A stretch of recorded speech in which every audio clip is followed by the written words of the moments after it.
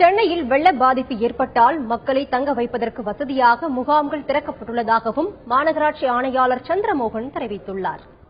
Relief centres 17 இடங்கள்ல நம்ம தயார் நிலையில வச்சிருக்கின்றோம். இந்த இடத்துல மக்கள் தங்கக்கூடிய அனைத்து ஏற்பாடுகள் நம்ம செஞ்சிருக்கின்றோம். அவங்க தங்க வச்ச பிறகு அவங்களுக்கு உணவு கொடுக்கிறதுக்கான ஏற்பாடுகள் கூட நம்ம செஞ்சுள்ளோம்.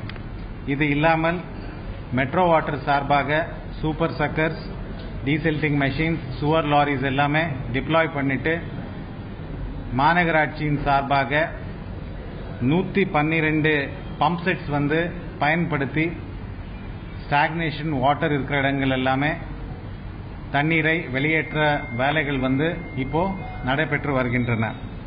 இது இல்லாமல் NDRF லாஸ்ட் நைட் சென்னைக்கு டிப்ளாய்மெண்ட் பண்ணி ஸ்டாண்ட் பைல நம்ம வச்சிருக்கின்றோம்.